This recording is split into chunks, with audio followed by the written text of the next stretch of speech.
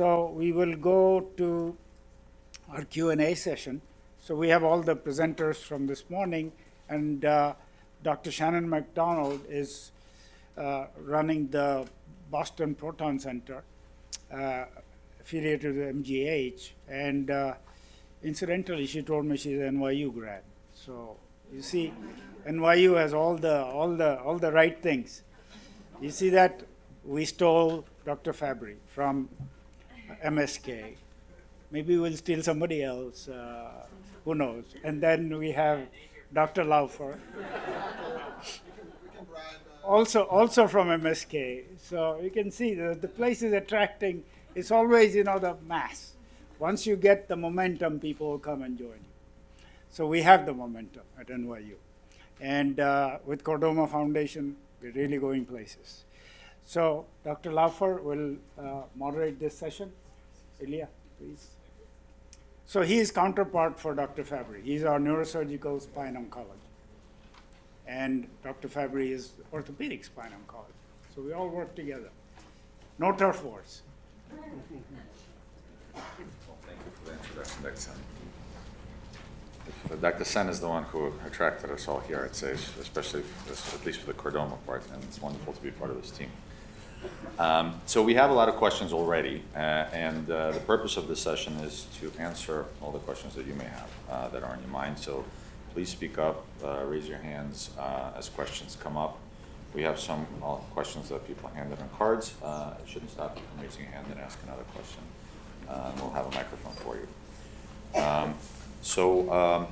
This is a question about medical oncology. Should I seek drug therapy even if I do not have recurrence, but do have remaining tumor? What factors should a patient consider when choosing a trial? Okay, great. So I think the question you're asking is, should you have treatment in the, you can't hear it? Sorry. Okay. So the question you're asking is, should you receive therapy in what's called an adjuvant setting? So what does this mean? So this is like medical therapy after the radiation and surgery has been completed. Right now, at least for conventional chordoma, we do not have any evidence that helps reduce the risk of it coming back. So we may just be adding side effects without necessarily helping you. So most of us would reserve the medical therapy for a recurrence that we can measure, where something's growing, we can see it on scans, and we can initiate that therapy and see if we're impacting the course of that disease, rather than just shooting from the hip and trying something and not knowing if it's actually going to work. The second part was about clinical trial. What factors should I consider when choosing a trial? Yeah, okay, so another challenging question. So the clinical trial landscape is complicated. So the one study might be open in Boston, and another study might be open in Texas, and another in California. Some studies we share between places, but some studies are unique to different centers. So one factor is the geography. So can you logistically get there? The second is this trial right for me? So do I have a marker that might suggest that this trial is going to benefit me? Is there some kind of evidence from the lab that it might benefit? And then the third is the pace of your disease, as I mentioned earlier. So is the tumor growing in the sense that you need a therapy, or is it just sitting there and we can watch this for a period of time? So all those are very, very important factors that I might consider when thinking about trials. Thank you. And perhaps to extend this theme a little bit and pick up on some of the questions that were submitted already. Is there a concept of watchful waiting for newly diagnosed or recurrent tumors? And I think we'll open up to the whole panel.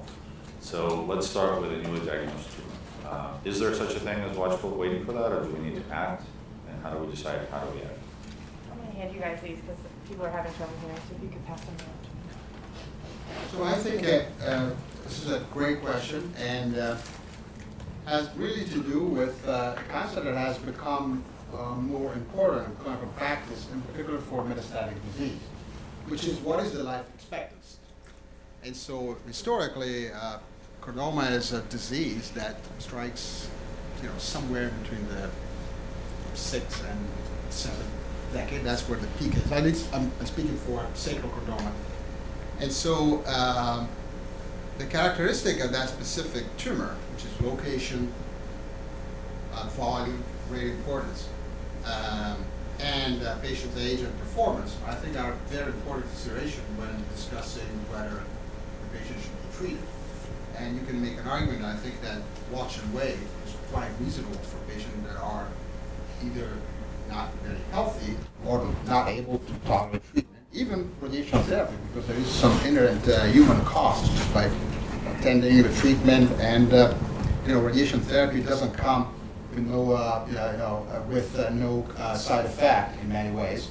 And also other consideration, age, life expectancy, if compared to average American, I think, or specific ethnic group, if it comes down to more details. So I think this is a very important question that's never been addressed. And I think it's important to define what the life expectancy of a specific patient population is. Extremely difficult for a disease so rare as Cordoma. It's been difficult for much, much more common disease as metastatic cancer to bone. And my former colleagues, more than a decade ago, did a good job in defining actually an online tool for this, which is not perfect, but gives you some idea. So for my Cordoma, probably if I'm diagnosed when I'm 80, if I make it there, or 75, depending on whether is high, is located in the top portion of the sacrum, depending on how large it is, I may elect whether I want treatment or no, or I can do watch and wait for a year, and establish what it was just mentioned, the speed of growth and progression. Thank you, Dr. Faber. To be rock stars and hold the mic close to you. Dr. Sen, what do you think? For a newly diagnosed clival tumor, I think watch and wait is a possibility. But as I said in my presentation, the size makes a big difference in what the outcome is going to be. So watch and wait, usually when I see a patient for the first time, my job is to educate the patient, because it's a shocking finding, the first visit. And so you don't want to shake up their world is already upside down.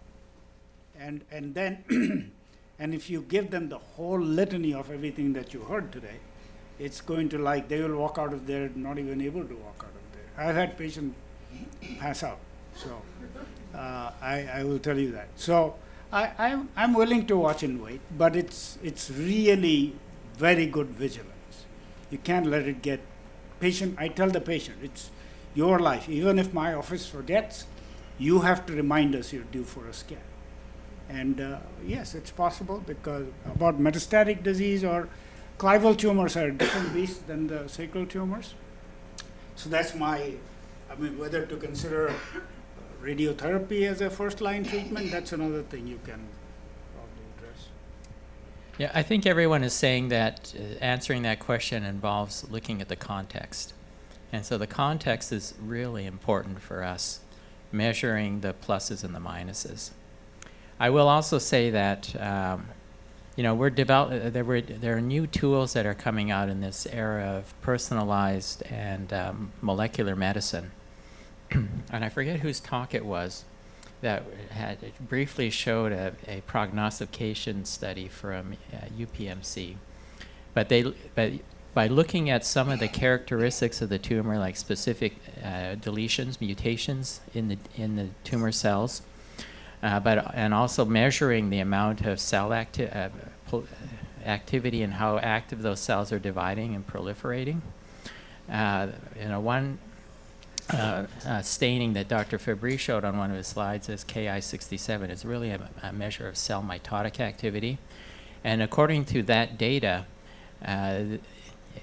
if you have less than a 3% positive staining rate with Ki-67, which means that tumor is exceedingly slow growing, these kinds of molecular tools may actually be able to give us more objective evidence from within the tumor on whether it's appropriate to watch and wait, as opposed to doing what we do right now, which is to take serial imaging and see, did it change from 6 months ago or from a year ago?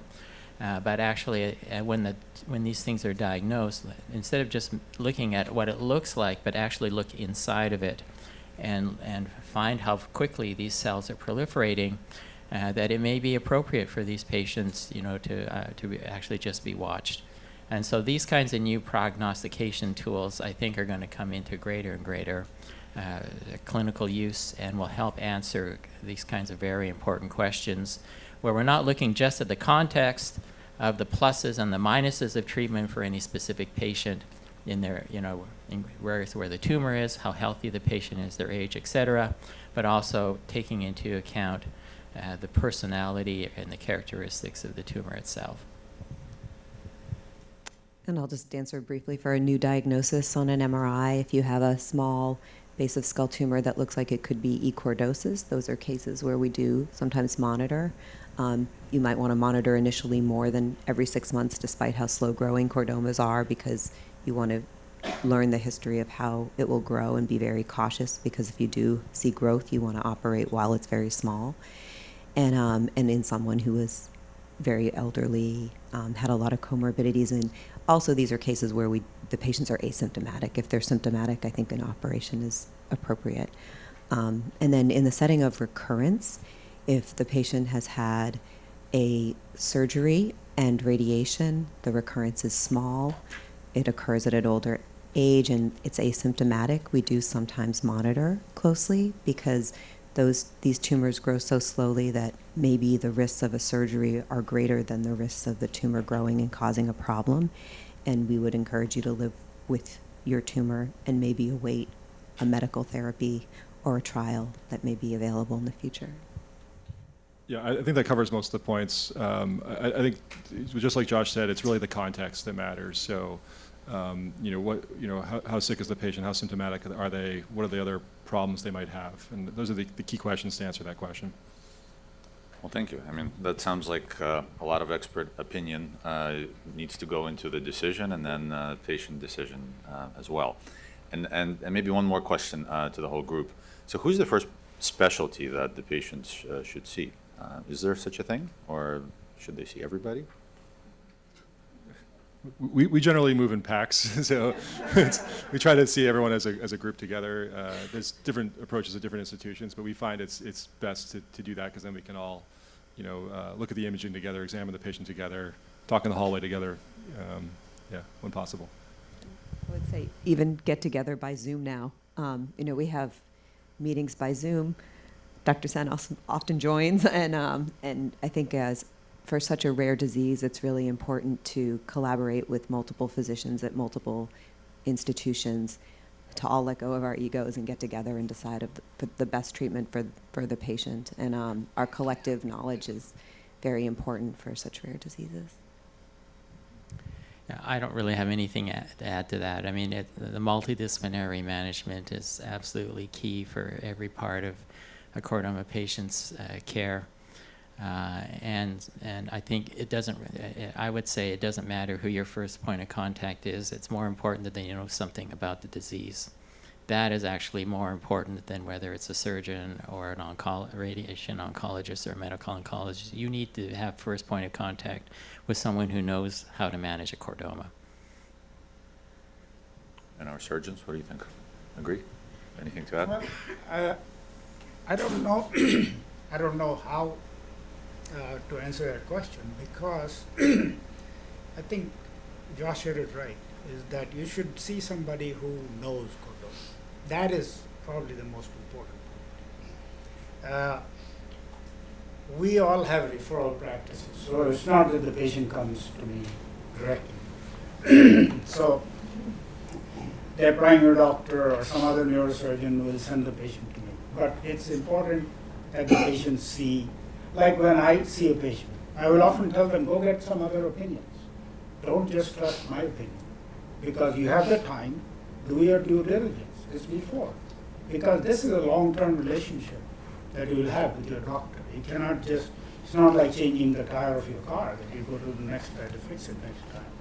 So this is, all this relationship building is most important. Then we often discuss these cases in a multidisciplinary forum, and we talk about it. But clearly, this is a surgical disease. It is primarily a surgical disease, no matter why you have it. So a good surgeon who knows the disease has to take a crack at it. And then we bring in the other guns to deal with it. But I'm sure other people will agree, this is primarily a surgical disease. Although I remember from Tom Delaney, they used to radiate, treat primarily with proton radiation. So for some of the sacral Correct. coccygeal chordomas, definitive radiation, but for the most part, I would absolutely agree with you. The surgeon is the first person to go to if you're going to choose one of the specialties. Well, thank you. It sounds like. But if I could just ask Dr. Sen, when you say it's only a surgical disease, do you want to clarify that for me? Did you see some of the pictures I showed that I have not sent them for radiation? Anyway, no, this is always a point I discuss with patients. I'm not saying that I don't work with radiation oncologists, but even though you showed such beautiful slides or data on retreatment, we are still dealing with a clone of tumor cells that have escaped the first bout of radiation. So how do we know that the second bout is going to work better than the first? Is it the principle that if my doing something didn't work the first time, doing the same thing again will work the second time? It doesn't work like that. So what I'm saying is that a good surgeon will take a good crack at it, of getting the whole disease out. Then we bring in the rest of the team. So I'm not excluding teamwork. That, don't get me wrong. So I'm just saying that this is maybe he should come and work with us. I don't know why you. Listen, was considering I it tell until you all my answered, Dr. patients, many of you will know, can attest to the fact that I actually refer to Dr. Sen as a magician. And when I looked at his slides, I thought, I'm so glad I'm not a skull-based surgeon, because I wouldn't know what to do with that. And if I could just say one thing, Dr. Sen, one reason why we're so good at retreatment is because a lot of those patients unfortunately did have surgery, and then they needed retreatment. And so it is really, I would say, a multidisciplinary effort, especially not to undermine the importance of surgery, because it is vital. But there's a lot of things that I think in the 21st century, with what tools we have available, it's a good idea, I would say, to actually get a multidisciplinary evaluation before deciding on any type of therapy, and including surgery. Because, for example, so there are new paradigms for neoadjuvant therapy. We do a lot of stereotactic radiation preoperative, and the MGH experience with pre and post-op radiation, in combination with surgery. These are all kinds of things that I'm sure that if a surgeon were an experienced Cordoma surgeon would look at that, and maybe less so in the skull base than it would be in other parts of the spine or the sacrum. You'll want to get a multidisciplinary evaluation, come up with a cohesive treatment plan that involves everybody that is part of the treatment, and then go forward with treatment. And fortunately, with a disease like Cordoma, you do have the time to do things like get this team together, to get second opinions, and then have a well thought out plan in order to get the best outcome from what we know is the most important decision, which is how to take the first crack at a newly diagnosed Cordoma.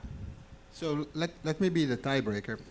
I think it should be seen first by a surgeon, but I'm kidding, of course. But seriously, I think the most important concept is, and I always refer my patients, and you did the same. So that's a perfect example that never operated anybody before you saw it. And so, I think that the treatment, paradigm, so to speak, may be it's much more multifaceted than it was in the past, just for the very same reason that you said.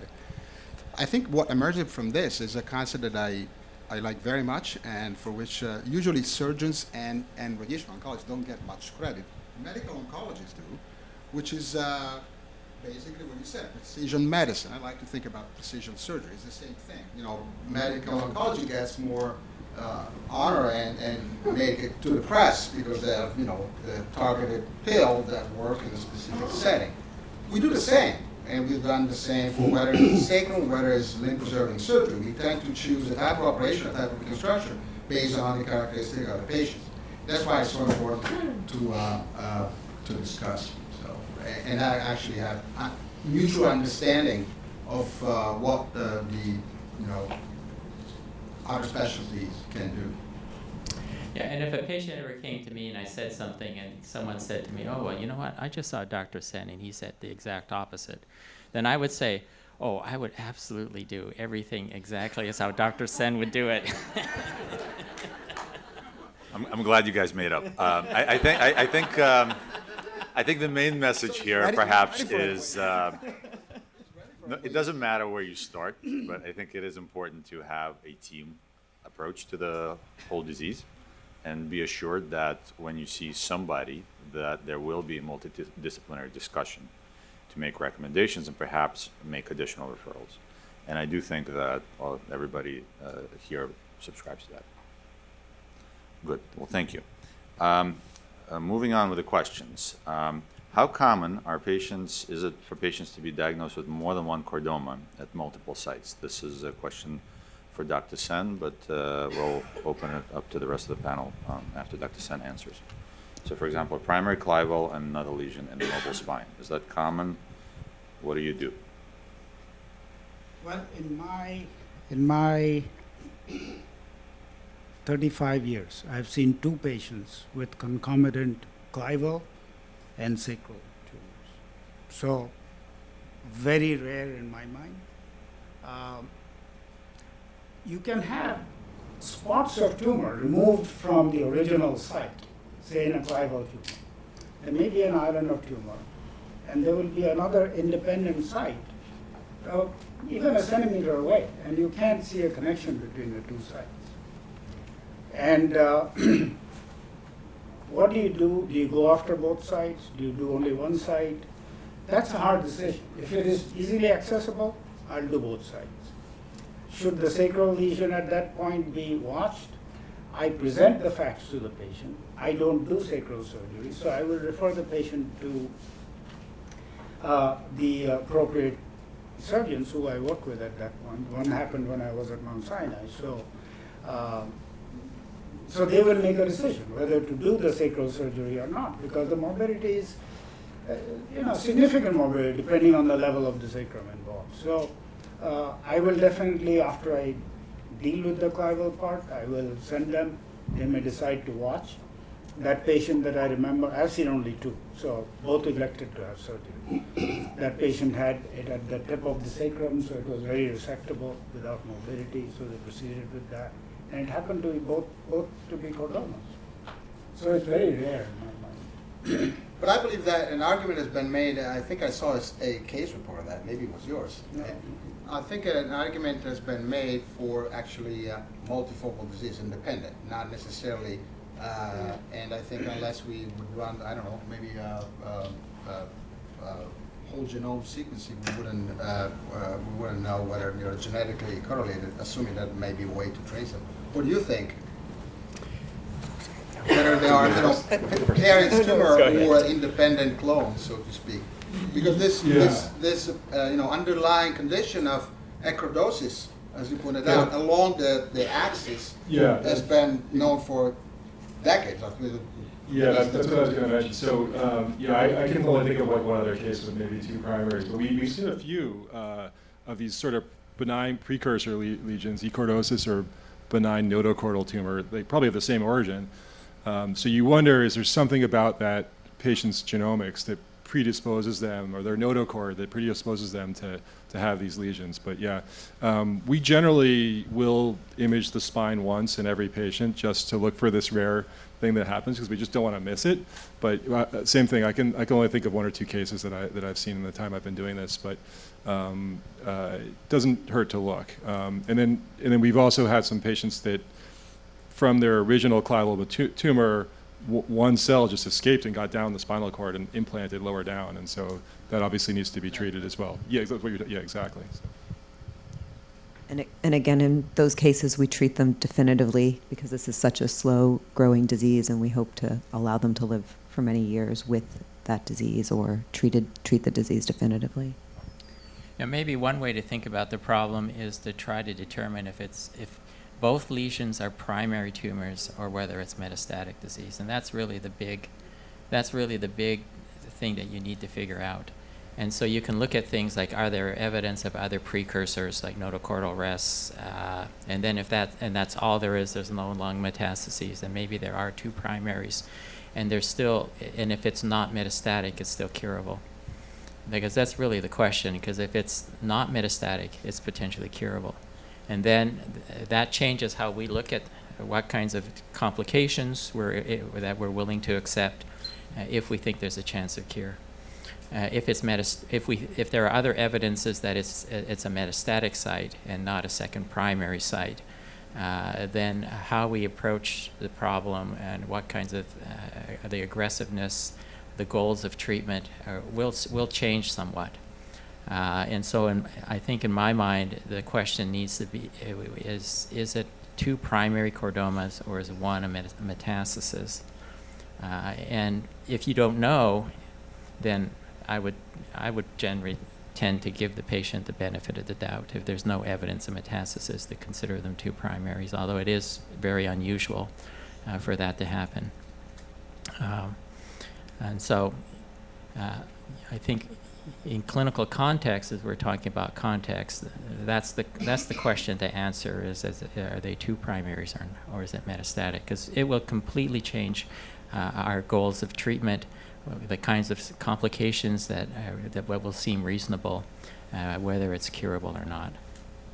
Thank you. I guess the complementary observation would be for the sacrum, which I think I've seen one case. It was untreated, clearly locally advanced, very much advanced, neglected for a long time. I think I've seen one case with distant metastasis. But I would say it's fair to say that the dogma is otherwise sacrochordoma, at least conventional type, will not metastasize unless it locally recurs first. And I've seen this. I think that's the natural history. It will not metastasize elsewhere unless it comes back after treatment or recurs after radiation therapy. That was the primary, the chosen primary treatment. I don't know what experiences you have, but basically that's my. And Tom Delaney has this great line that I think they said it once we were at the same meeting, and he said. The world has a few unsolvable problems at this moment that are very concerning. International terrorism, global warming, and recurrent chordoma. And we captured pretty well the difficulty of dealing with the problem. Thank you, Dr. Pembrey. So this is a question for Dr. McDonald. For a tumor that was advised to not be operated on because of the risk of seeding, and proton beam therapy was the primary treatment, should it be monitored more frequently than every 6 months? And is proton beam therapy generally effective for at least a few years at controlling growth? So I'd say that's a rare situation where we would recommend avoiding a surgery for seeding. So it might be helpful to know more details of the case. But if there were a decision to treat a tumor without surgery, I would hope you'd at least have a biopsy and know for sure it was a chordoma. And then if a definitive treatment were given for a variety of the reasons we talked about earlier, monitoring it more frequently may be that, a valid thing to do. The risk of recurrence will be higher with radiation alone than it would be with surgery followed by radiation. And in general, though, the tumor would still likely to be would be likely to be slow growing and be controlled for many years, but ultimately have a higher likelihood of recurring. And I think we all know these tumors are slow, but can still come back 10 or 15 or 20 years later. So I would recommend more frequent monitoring for someone who received radiation alone. And we often recommend slightly more frequent monitoring for someone who cannot undergo a total resection and then receives radiation for residual disease. Thank you. Yeah, there are a few questions about imaging and frequency, so maybe we can pursue that a little bit more. So more frequently, every 3 months, what do you prefer as far as frequency goes? Very controversial. I think Your personal preference. my mentor typically monitored at 6 months and then once a year for a gross totally resected tumor following adjuvant radiation, and you're likely to have MRIs for decades. And I would say never, ever, ever stop. And I never go to a less frequent monitoring than once a year, because I think during COVID we learned that people skip their scans, and then every 2 years might turn into 3 years. And certainly any mild symptom, get an MRI right away. I do think I treat pediatrics as well. In the pediatric population, we're starting to look at using no IV contrast and a T2 image only, because we know that gadolinium, although not harmful, can collect after several scans. And I think chordoma is a beautiful tumor to consider that for. And they show up well on the non-contrast studies, the ones that don't need an IV contrast. So that's, I think, an area of interest in the future for patients that are getting frequent scans. And then I think if you're omitting radiation, it's a good idea to follow more frequently in case of a recurrence, and then you could potentially have a lesser surgery and move to radiation after that. Yeah, so I can't emphasize enough that this is very controversial, and we struggle with this sometimes, trying to figure out the optimal timing for scans. I'm going to, I think we covered the primary site, but more surveillance for distant disease. So I think a lot of that will depend on the location and the size of the tumor and the subtype. So if it's a poorly differentiated or dedifferentiated, higher risk of metastasizing. So every 3 months, chest imaging would be very reasonable for that situation, and then spacing that out over time. For conventional chordoma, it's a really large tumor. That risk of metastasis is high. So we may think about even every 3 months, but otherwise every 6 months, maybe every 12 months is probably okay. For a small clival chordoma, the risk of distant metastasis is probably less than 5%, so perhaps less frequent imaging would be fine. And I think also one thing we didn't fail to mention is more frequent for mobile spine and sacrum than for base of skull. Okay, well, thank you. Again, I guess a lot of variability in how we do things, but trust the experts who are taking care of you. They'll do right by you. There's a question for Dr. Yamada. I'm interested to know more about the MRI technique that was called fat suppression to better see clival tumors. Can you tell us when this technique is used, and why do some places not use the technique?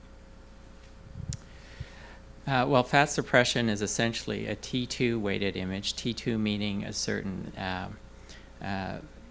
sequence that of a radiofrequency pulses that are put into a tumor and then collected.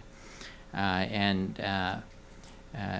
MRI imaging, MRI scans are essentially a hydrogen map. CT scans are essentially an electron map of your body. It looks at tissue densities based on electron density. MRI imaging is really looking at hydrogen or proton densities, and water is a good example of that, because the body is really rich in water, and there's 2 hydrogen molecules for every oxygen molecule, and we're mainly made up of water. So MRI works really good for those kinds of tissues. Chordomas tend to be very fluid enriched, if I could. I mean, Dr. Senner and Dr. Laufer and Dr. Fabry would touch these tumors exactly. And so they know the consistency better, but on an MRI scan, they almost look like bunches of grapes, so to speak. And so it's a very good tumor for T2 weighted imaging, which accentuates the fluid part of the body. And fat suppression is meant to try to distinguish between fatty tissues, which also hold a lot of water content relative to muscle, let's say, and will de-emphasize the MR signal from fat, and then in essence would emphasize anything else that still has a lot of water content, like a chordoma, while suppressing the background fat in the body. So it's easier to distinguish between fatty tissue that surrounds a chordoma and the chordoma itself. And so that's what fat suppression is. I'd be surprised if most MRI sequences don't use some form of fat suppression, especially like musculoskeletal imaging or spine imaging. I would think that it would almost be a standard sequence that's put in there, but I don't know, maybe it's not. One other thing I'd like to say about MRI imaging is, that's especially interesting to radiation oncologists, is a special a sequence of scans that looks at perfusion or blood flow in a tumor. And this is really interesting because, especially with high-dose fraction radiation, not only are the chordoma cells the target of radiation, but also the blood supply that feeds the tumor. And so even if a chordoma, for example, doesn't change very much on MRI imaging, I think when you visit your doctor, they'll say, it's great news, it hasn't grown. And the doctors, like me, I'm very happy with that, but I know my patients on the other side are saying, oh, but I want it to get smaller. It's not. And so how do you know if the treatment worked? Well, these newer MRI techniques, like measuring the blood flow, specifically inside of a tumor, is actually a very useful tool for us. So even if the tumor doesn't grow, but if there's really no perfusion in the tumor, and you can actually see these things change over time. Chordomas are very heterogeneous. That means that there's some parts of the tumor that are much more perfusing and other parts that often are not.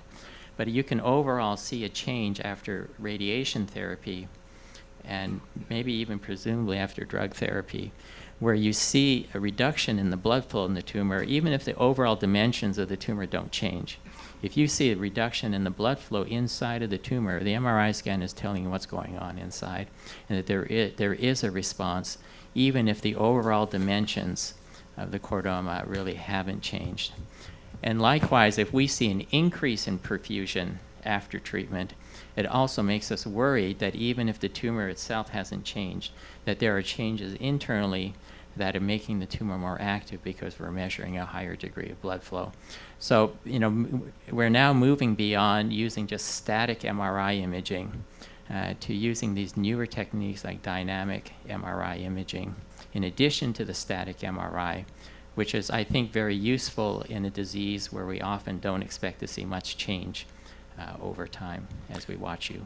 Thank you, Dr. Yamada. One more brief question for you. This is from somebody who introduced themselves as novice to radiation. I think these are important questions to answer.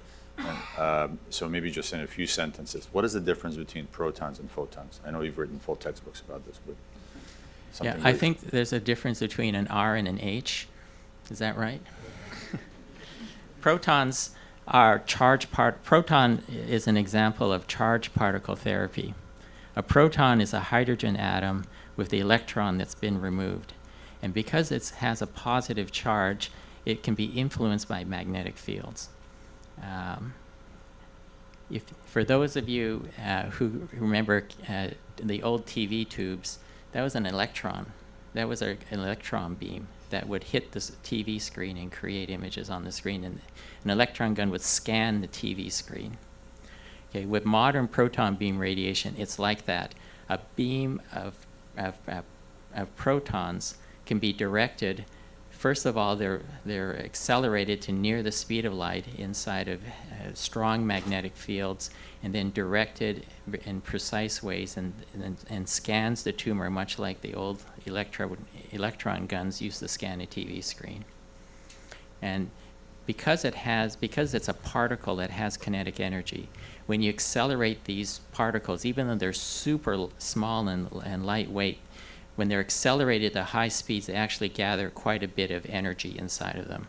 And those protons will carry that energy inside of a tumor, and as it bumps into the molecules that make up the chordoma, that energy is released and it can be biologically disruptive to the tumor cells.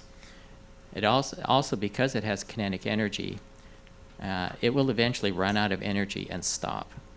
And so, if you could imagine a car at the top of a hill and you just let it go down the hill without turning the engine on, the gravity will make that car speed up. It'll gather kinetic energy. As it does that, it goes down the hill, but eventually it's going to run out of energy and come to a stop. When you run out of that energy, then it doesn't go any further. And protons are sort of the same way. Once they use up their energy, they stop. And so that's what's called the Bragg peak effect. If you were to take a car that has brakes and you were to have that car come to a stop, the greatest energy transfer happens just before the car comes to a stop. And in a proton beam, that particle also releases most of its energy at the very tail end of its trajectory. And so that's the advantage. That's what protons are. They come to a stop, they release most of their energy right at the point where they stop, and then there's nothing beyond that. So that's why there's no exit radiation. And then by scanning different parts of the tumor in layers, you can fill that tumor in a very precise way with protons, mainly in the Bragg peak part, in the part where it just comes to a stop.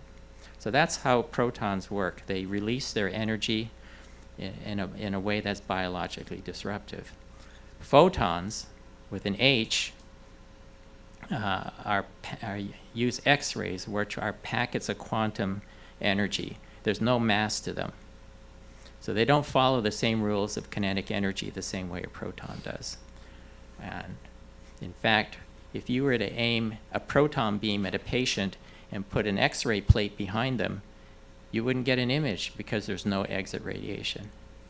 But with photons, a lot of the little photon packets that come out of an X-ray tube will pass through the patient. Some of them will interact and some of them won't. And you can collect that X-ray, you can collect that collection of interactions and non-interactions behind the patient and come up with an X-ray film. And so bone, for example, it's a denser material, has higher chance of interactions and will absorb those X-rays so they don't show up on the X-ray plate. But there's always exit dose after photon radiation. We have learned to focus the photons in a way that the exit dose beyond the tumor is actually relatively low, typically 5%. And we can smear out how strong that exit radiation is by using multiple beams of radiation. And so in some ways there's advantages that with photons with multiple beams, the skin dose, for example, is probably much lower than it is with protons. And so surgeons sometimes have more trepidation about operating on a patient who had a proton radiation because they have to operate in skin that's been heavily treated relative to what a proton field can deliver. But the basic difference is in the amount of normal tissue that's exposed to radiation. With proton radiation, there's much less scatter in the low dose region to the normal tissues. With photon radiation, the dose of the normal tissues is relatively much higher, but still within the safe range. In terms of tumor control, which is probably the most important thing, there's really no difference. The biologic impact of photon radiation and proton radiation is considered to be almost 1-to-1. It's not quite that, but it's close to that. And so the advantage of protons is more so in sparing the normal tissues around the tumor, but has no advantage in terms of killing the tumor. Thank you. And this is a question for Dr. Coate. How often have you seen cases where a subtype of chordoma changes and becomes more aggressive? Yeah, very good question. So three main types of chordoma. So conventional chordoma is the most common, and then something called poorly differentiated, and then dedifferentiated. Poorly differentiated chordoma is unique in that it loses this protein called INI1 or SMARCB1, and that probably changes how certain genes are turned on and off. D-differentiated chordoma is more like a high-grade sarcoma, like a type of connective tissue cancer that behaves very differently than the other types. It's pretty infrequent to see D-differentiated chordoma, but it can evolve out of a conventional chordoma, particularly after somebody's had radiation many years down the road. An upfront D-differentiated chordoma is exceptionally rare as well. For the 10 years I've been doing this, I can think of only a handful of cases I've seen this, so it's quite uncommon, but it does happen. Sometimes a clue to seeing that will be the MRI features. So just like you heard about T2 images, chordoma typically looks T2 bright. The poorly differentiated and D-differentiated types tend to look less bright. If not, they lose that signal altogether. And so we may see a clue that this has changed over time, and it certainly will change our management. And there's a follow-up question to that.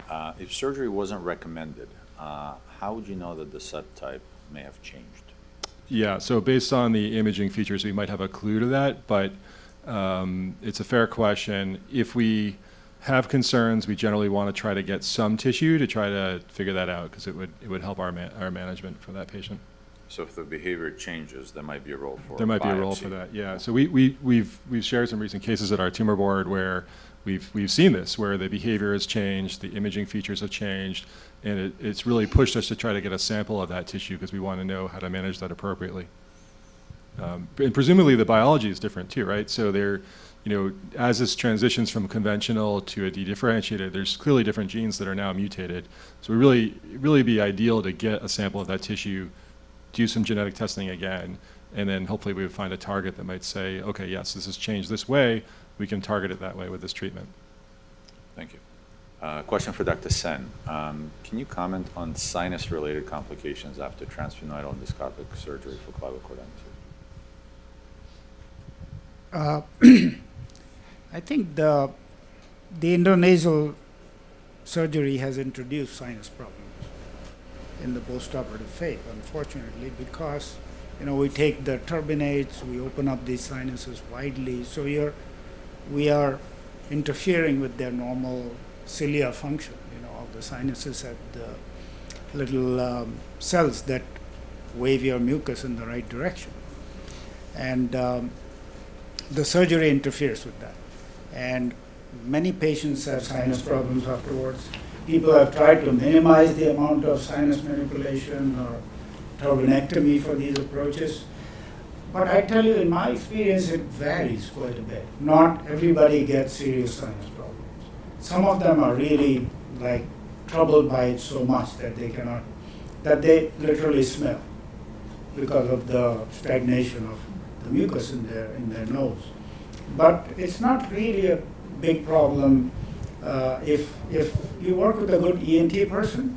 That's what the collaboration comes in, is that they know, they understand it, that postoperatively they are cared for properly so that the healing is right, so they see them and get rid of all the scabs and everything. So there are ways of mitigating it, but it's not completely preventable. But at least it's a trade-off. But it's a direct approach to the tumor, and that's the trade-off. And at the end of the day, if you see what kind of disease a chordoma is, and you are left with some sinus problems afterwards, I think it's a reasonable trade-off. Thank you very much. Are there any questions from the audience? Please. Do we have a microphone? We have an online audience as well, too. You said a couple key things. I spoke to 3 of the doctors while we were at break. 2 keywords that I heard: tumor board, where I get treated.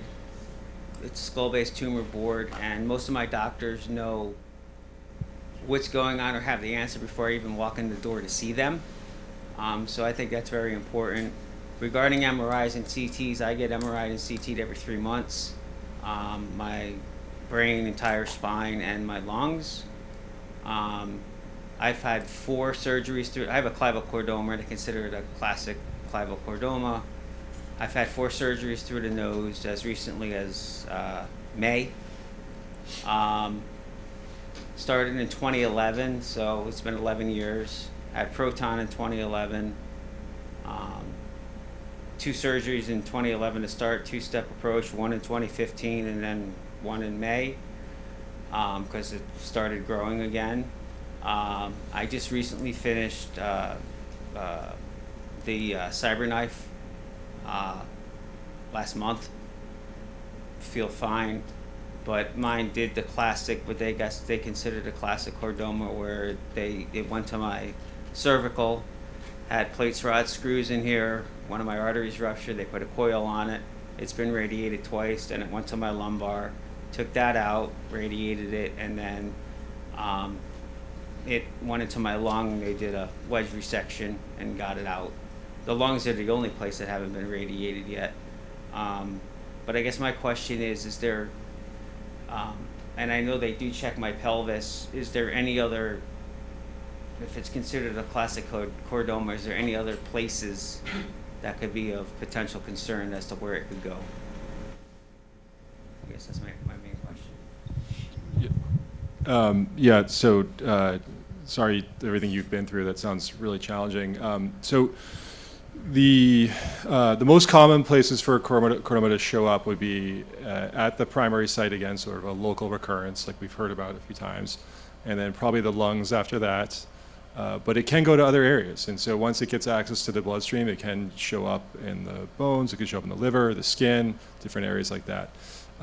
It's somewhat impractical to scan the whole body every 3 months. It's just too much radiation, and you may be a little bit just insensitive trying to find areas. So I think focusing on the areas of known disease and known recurrences is very reasonable.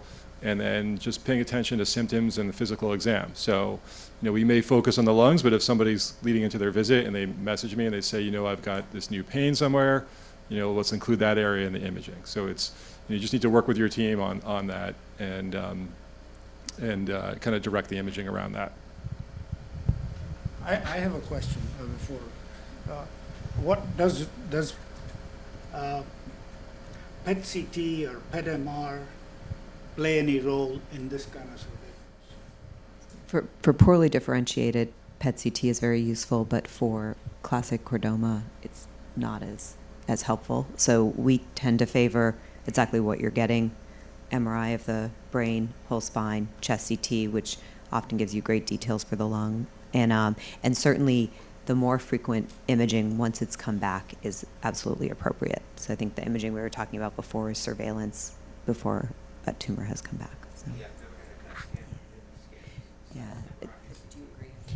Yeah. So one nuance with a PET scan. So for those of you who don't know what a PET scan is, so the way that works is you get an injection of sugar that's actually tagged with some radioactivity, and the sugar will go to areas of high metabolic activity. So if you punched me in the arm and put me in a PET scanner, it would look really bright just from all the inflammation. But some tumors will take up a lot of that sugar because they're very metabolically active, so it can be helpful for that. Some Cordoma can take up sugar and look bright, others may not, and so it might not be super sensitive for this disease. The other point is that it has a little bit to do with insurance. So the way when you get a PET scan, there's a kind of a low resolution CT scan that goes along with that just to help us localize where in the body a signal might be. That low resolution scan is not good enough to look for at the lungs in high detail and other organs. So it's very hard for us to get insurance approval for a high resolution CT scan and a PET scan at the same time. So I actually agree. I prefer a good high resolution CT because it lets me see all the details that I need to follow something. I just have a quick comment, which is besides the location that you mentioned, I think Cordoma for some reason has a certain feeling for or preference for the musculoskeletal system, so even intramuscular lesions I've seen them. And of course, unfortunately can go secondarily to the brain, probably manifesting against some degree of or nearly almost self-seeding. The other observation is, I think, based on what was suggested, I think you can make an argument that probably with the limits of the availability, total body MRI could work for Cordoma for the very same reason that Josh pointed out, water content and so forth. And last was a comment when Josh mentioned increased vascularity, so subtle changes. I think that's fair to say across the board that the success of surgical oncology and in a variety of different, in all the specialties essentially, has been parallel or dictated by the capability to go smaller in detecting cancer. So this was true for musculoskeletal neoplasm from X-rays, bone scan, arteriogram, CT scan, MRI, and the new frontier that is clearly that's where everybody is working is intraoperative imaging, which is a broad field of advances in technology and technology advances that may give us the opportunity one day to really perform more precision surgery and detect those small nodules of tumor that are otherwise undetectable by imaging. Clearly, there is no work undergoing currently, and we don't have a marker for this. There are several fluorescence-based platform, dual platform combining nanotechnology and metabolic. But I suspect is something that hopefully may emerge for Cordoma as well, because that's I think and it's going to be probably a game changer for different specialties of surgical oncology. I don't know if Dr. Sandel said. Perhaps another thing that's worth mentioning is liquid biopsy. You'll probably be hearing more and more about it. It's not really prime time yet, and we're not using it for clinical care much. But please correct me if I'm wrong, but it's a blood test that we'll be looking to do to actually monitor disease. So there's a lot of really interesting work being done in that area. Yeah, so circulating tumor DNA may be one of them, particularly for the high-grade Cordoma. I actually had a question for Dr. McDonald and Dr. Cody, because you mentioned, you mentioned the variety of Cordoma, and I personally have seen patients with poorly differentiated doing really bad. Besides that differentiated. And I wonder if that's a scenario for upfront chemotherapy.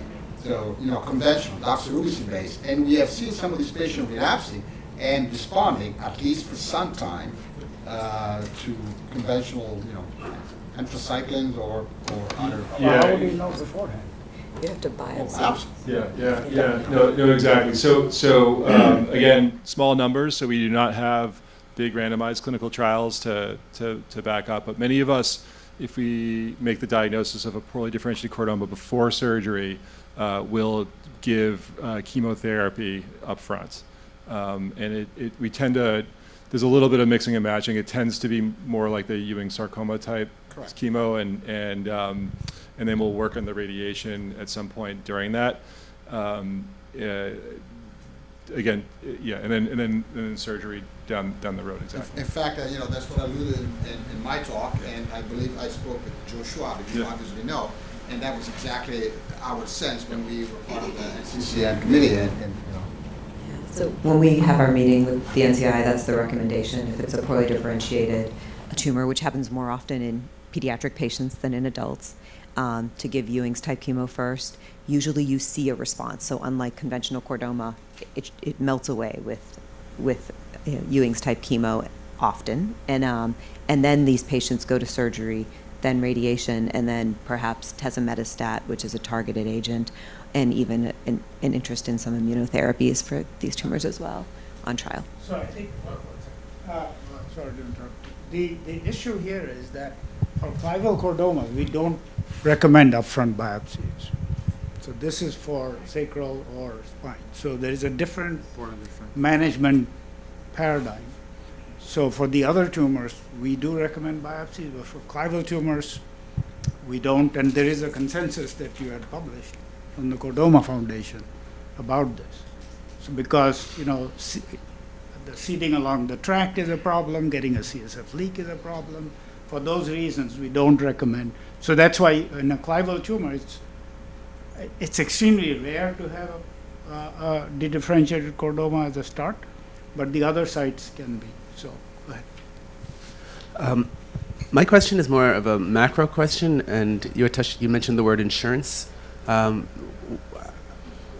know that we probably could have a whole session on this, but where are we going with the insurance world, and how much is insurance a barrier? Do they understand Cordoma and how to navigate? Can you just talk a little bit about this topic? And I'm sure everyone who's gone through anything to do with Cordoma has to deal with then the insurance. Yeah. So, well, why don't I speak to the medical oncology side, because I know there's a lot to discuss on the proton radiation side. So for us, you know, there's no like FDA-approved drugs for Cordoma, right? Like, there's never, you know, just doesn't exist. So if we, you know, find a drug we want to use for a particular patient, then it's called off-label, meaning that drug's approved for a different cancer, and we're using it for Cordoma. And so we, if it's a pill, like an oral medication, we have to often fight with insurance companies to get access to that drug. Now, some insurance companies will right away just give it, no fight at all. Others, you know, they reject it. I write a letter, they say yes. Other times we have to have a conversation. And if that fails, sometimes there's ways to get access to drug through some free drug programs through the manufacturer. But I would say it's for any kind of pill-based therapy, it's often a big deal. The IV therapies are actually coded differently. So there's, with insurance, it's a different part of your insurance. It's more like a procedure. That's usually a lower bar to get through, but there's, you know, every hospital has their own system, how they work through that. And also, if proton radiation, it's getting easier to have Cordoma approved. There's actually more data for protons with Cordoma than there is with photons because of the properties that Dr. Yamada described. But it's still important for us to know early so that we can get things started, because it takes some time. And then I found really, sometimes it has to go to what we call a peer-to-peer review. It's not really a peer, it could be like a retired pediatrician. And you have to explain to them, you know, Cordoma, spell it with a C, not a K. Sometimes it's like that, but because it's such an unusual diagnosis, usually by the time we get to the peer-to-peer level, we can usually get approval for any type of radiation. It's been I can't remember a situation where, even though it requires a little, you know, talking to the insurance physicians or writing letters, usually the insurance, from the radiation perspective, has not been an issue.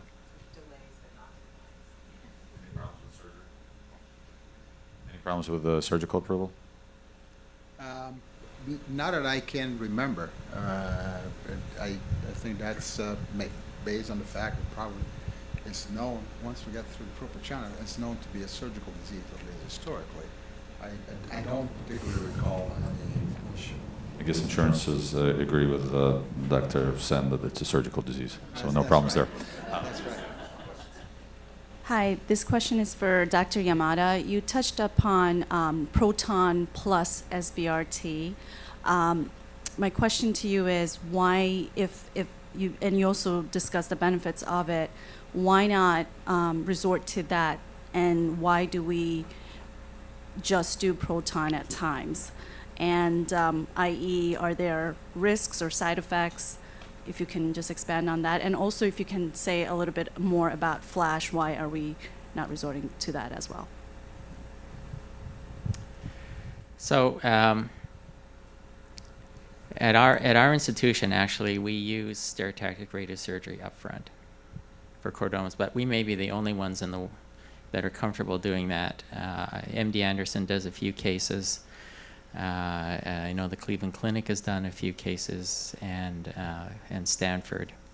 But our practice is really switched more towards using stereotactic radiosurgery, so single fraction of radiation as definitive therapy for inoperable chordomas. So that's what we do. Why don't other people do it? Well, I think because there's not a lot of history behind this type of approach, because we've only been doing this for maybe over 10 years, but there's a much stronger published experience on treating chordomas with conventional fractionation, and proton beam radiation makes up a bulk of that published literature. So physicians are much more comfortable with the standard conventional treatment with protons because that's what's been done for so long. And so we have to tell our patients, you know, there is no standard of care. I think it's fair to say that. But the bulk of the medical experience with radiation has been with giving 2 gray per fraction over like 7 weeks. And proton beam radiation is often the vehicle that's used to deliver the radiation. That's not our institution's first line of radiation therapy. We prefer to do stereotactic radiation because we think that it's more ablative in nature than standard fractionated radiation. But you know, these things take time. We need to be able to develop a long experience, and for this disease, you need at least 10 years to be able to show that it's effective treatment. So it's a ongoing research initiative for us to develop convincing evidence for my colleagues that is an appropriate way to treat chordomas. So if you come to Sloan Kettering, we'll talk about that. But I think in most other institutions, apart from maybe the ones I just mentioned, it's not really part of their armamentarium for chordoma. What about flash? Well, you know, the reason why I showed you data from mice is there's a good reason for that. There's no human data. And so that's why I said if you're a mouse, you're okay. But if you're not a mouse, then there's still a lot of work to do. Not that it doesn't have a high level of interest, because we all see the potential benefit of flash-type radiation. But there are a lot of, I didn't have time to talk about the technical considerations. There's a lot of technical hurdles that need to be overcome to be able to treat patients effectively and still preserve the flash effect. And so that's why it's not ready for prime time. But you know, we're making strides to get there. I can just comment on the standard doses of radiation because that's what I tend to use. We're an institution that just feels comfortable with the standard fractionation because it's what we've done for decades, and have treated about 1,000 patients with base of skull tumors with a standard fractionation. And we know that that's safe for almost all patients. And I think we worry about safety of going to a higher dose per fraction. But I agree with Dr. Yamada that it may be more promising for tumor control. And I think that carbon ion will soon come to the U.S., expected in 2027, and that has to be delivered at a higher dose per fraction for physical reasons, and has a bigger bang. It's more biologically impactful, and chordoma will be an interesting tumor to use that for, to see if we can achieve better local control safely. And then in terms of flash, I totally agree. It's mice and dogs, and the technical reasons that it would take a very long time to deliver for a human in certain rooms that need to be set up and are only available at certain locations right now. So I think it'll take a while before it comes to humans in clinical trials in large numbers. I have a question. Why do you normally fractionate or mix up protons with photons? It comes from the Harvard cyclotron, where we started treating patients in the late 1960s and 70s. It was a facility that was not hospital-based. When it was constructed, it was not intended to treat patients at all. It was a research facility, and some of the physicists that worked on the atomic bomb worked on that cyclotron and thought of using it for patient treatment even before it opened. And then when it opened, clinicians got 4 days, and physicists and researchers got 3 days. So that's where that pattern came from. So the majority of our patients have been treated with 20% photon therapy, 80% protons. And then there was a comfort level with that. And proton techniques were different then, so you had some advantage of mixing in photons for a while. And now we treat entirely with proton beam scanning, a modern type of proton treatment. But that's where that comes from. So this is for anybody on the panel. From a public health standpoint, do you perceive, or do you have a good sense of confidence that people with this diagnosis are entering the treatment sphere in a specialty center, or are you seeing therapeutic misadventures showing up on your doorstep that never should have been taken care of by maybe a neurosurgeon at a hospital that is not qualified to care for this type of treatment? Well, I think that's one of the reasons why the Cordoma Foundation exists, is to stop that. And in my experience, I think that there's progress being made in that regard. There's still a lot of there's still a lot of inappropriate management going on in a non-specialty center, but I think the tide, in my feeling, is that that there are being greater awareness of what a chordoma is, for example, and so I think that's getting better. Just my personal observation that we're seeing less of that happening. But I think a lot of that goes to the work that the Cordoma Foundation has done to try to get patients to the right centers for appropriate therapy. So I'm not sure what others on the panel think. No, I totally agree. I think that's a fundamental, the pivotal role that the Cordoma Foundation has. And I think I also have the sense that it's getting better. And probably less people involved in treatment, which means by definition that whoever does has a higher referral and more expertise. I have actually just a quick comment or question for both of you, Dr. Mcdonald and Josh. And we discussed this a couple of times, whether it's sort of the combining photons and protons in a sort of sandwich fashion, with surgery in the middle. Besides the observation how it started, incidentally, nearly, makes clinical sense, in my opinion, in a certain scenario, because, as you pointed out, I think that skin toxicity or superficial toxicity, the entry dose for proton is significantly worse. So if you want to pre-op treatment, photons may be advantageous. And if for whatever reason you end up needing post-operative radiation, whether it's planned or not, for example, for a closed margin or too close, potentially positive margin, then maybe post-operative proton makes sense. But I'd like to hear what you have to say.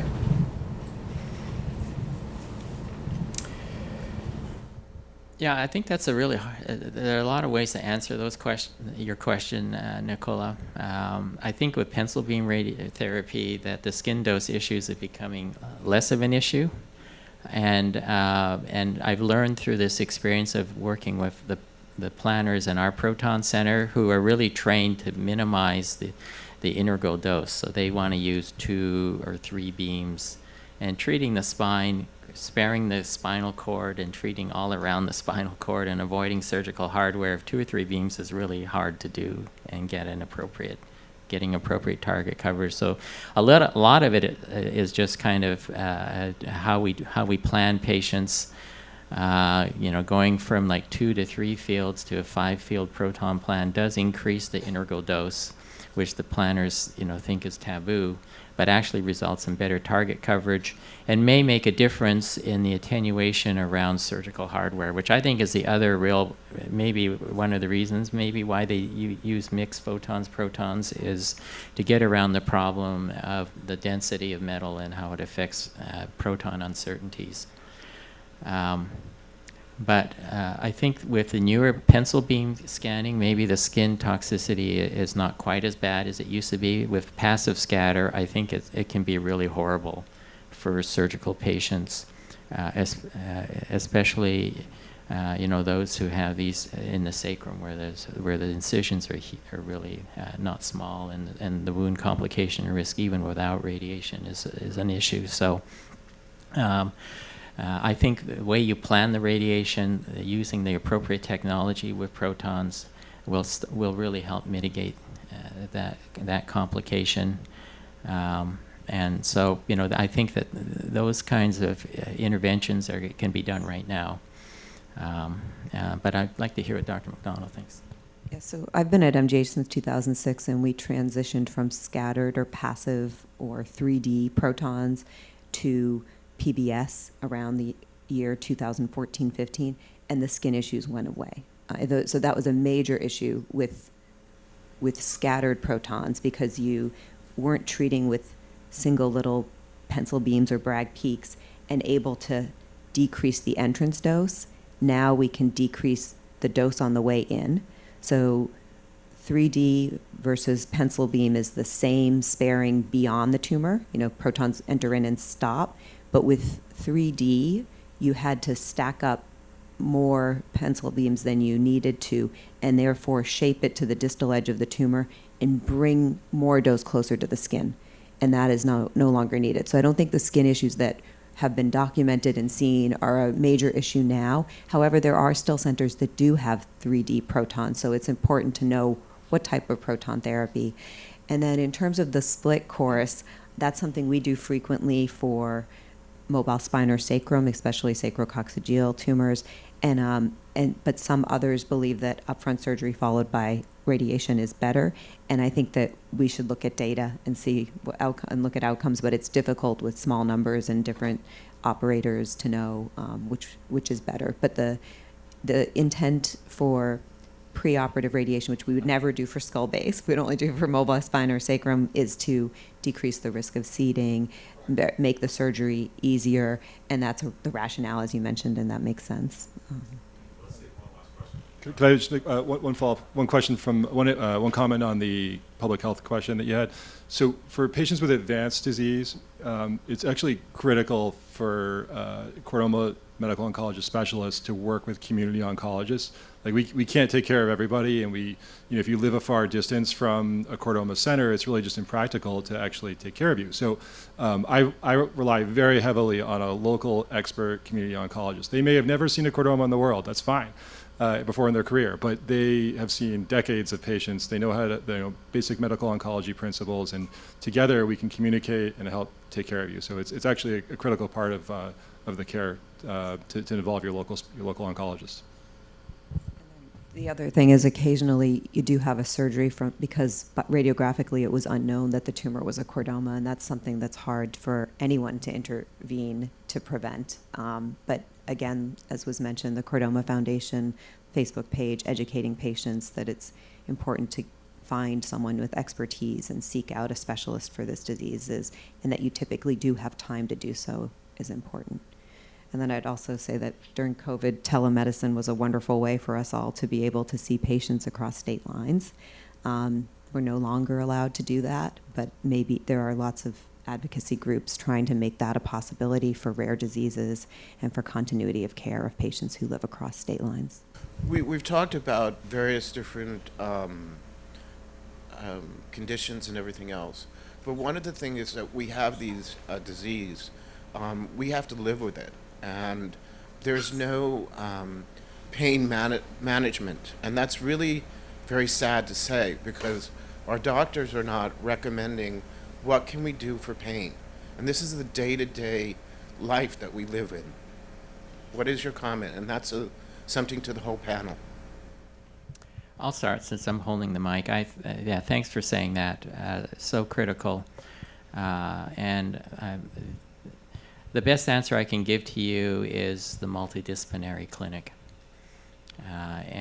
We have, and it's one reason to make sure you go to a specialty center to be involved with your care, because we have dedicated, because I work a lot with spine chordomas, and so we have a team of dedicated pain management specialists, both anesthesia and procedure-based pain management teams, as well as medical management for pain. And I heavily rely on their expertise to help my patients, who are suffering with spine-related pain, and they can be very effective. And it's not just pushing pills. There's physical therapy, which also I think is a crucial component to improving patients' quality of life and managing symptoms and pain. And so there's a multitude of specialists who can lend their expertise to help manage and make your symptoms more bearable. I don't feel bad as a radiation oncologist that I don't have those skills, because I have colleagues who can help you in a way that I can't. And as long as they're available to you, that's part of the multidisciplinary team. So that's, one thought I had as I heard your question. Yeah, I completely agree, and I would say that I also don't think I have all those skills, despite the effort that New York State Department of Health makes every year to make us better physician, order narcotics, and so forth.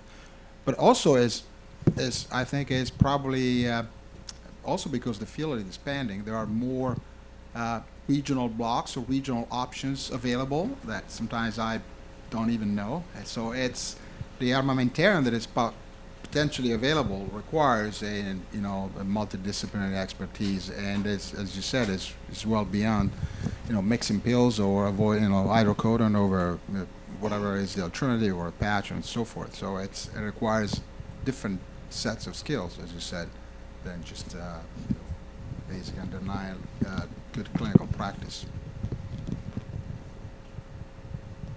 Well, thank you.